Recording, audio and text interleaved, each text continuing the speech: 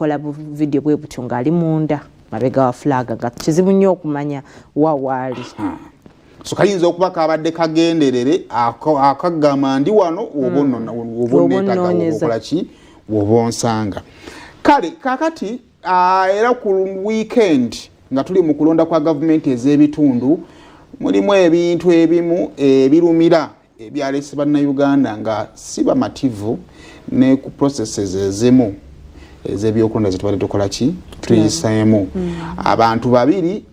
abasakti basukka mu babiri abantu ab'enjawulo abalabiddwako ku ngeri gye bakwatibwamu oluvannyuma lw'obutakkiriziganya na byali bivudde mu kalulu kakati ewakiseeyo najja nasiifu oyo yali akwatidde ekibiina kya NUP Bendera yafulumizibwa ofisi z'akakiiko k'ebyokulonda awaali wagenda okulangirirwa munna NRM Ian Kyeyune nga simu mativu ng'agamba bannaye akalunze mbadde nkakulembedde ne waakyate mulangirira ono waliwo keesi endala eyalabwako wadde tewaliwo kwesikasika naye mukono ate returning officer yalangirira abakandidate babiri yasooka n'alangira munnakibiina kya NUP Johnson Miyanja Ssenyonga nga yali awangudde akalulu wabula ate n'amala n'akyusa n'agamba abadde enkoze ensobi Francis Lukoya Mukome akalulu kano yakoze eki yakeetisse sooka otuwe katono ku byali wannajja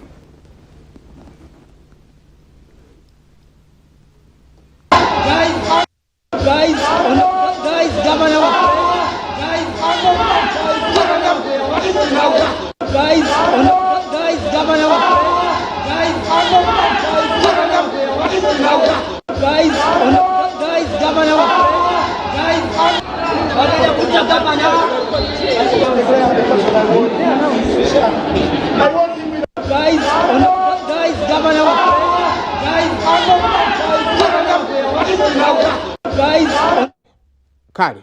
oyo yenajja nasiifu abantu baadde bawe endowooza zaabwe abamu banenya kakiiko ka byakulonda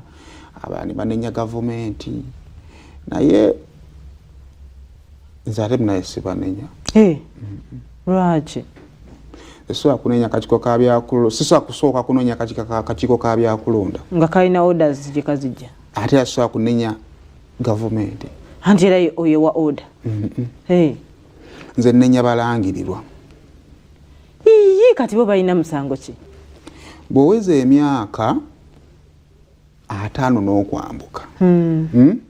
mulaba ffe kati gino emyaka gyaffe gye tulimu wano Simon kyasobolera ddala okukyusa ebigambo byange n'enkala n'emmunye okyali mu myaka egyegaana nze nkyanoonya riziki era enkya bw'otandaba nga nina kyenkola n'ogamba Simon naawe nkyali mu myaka egikyanoonya riziki kyali wansi wa myaka bw'oweza actually 45 myaka 5 mulimu ebintu byoba tokyakola ng'olwo emyaka gy'otandise ogiwa ekitiibwa kati statement ezo zitandika bannaye nze ndi musajja mukulu walabeko taata nga oba yafiirwa mukyala we nga banamagamba nti taata wandibadde owasaayo webanaye ndi musajja mukulu ndeke yakwetitenkanya neza sigenda kudda mu kukola ekyo anti waliwo olinga riziki teyajja mu myaka gyammwe nga yayagala giterereza so nze abalangirirwa waliwo otuka n'ogamba naye mbabuulire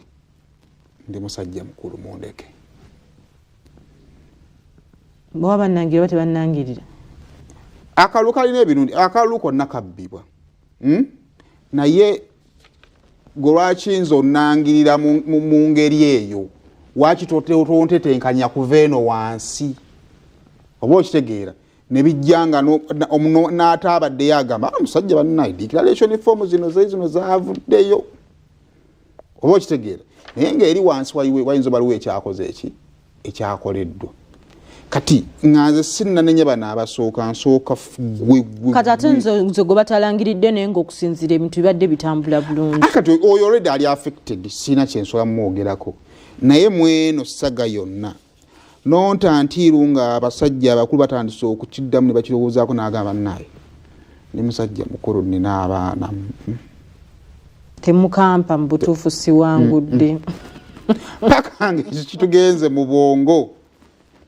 kuba ekiro kirina obuzibu kale siraba yasobola kikola ekizibu ekyo kirina kino ebizibu byakyo abakuyamba baba bangi naye mu kamera otunulamu omu nawe nokkiriza tebakubeera mabega kitegeeza oyo yenna abatawadde emyaka gyekitiibwa so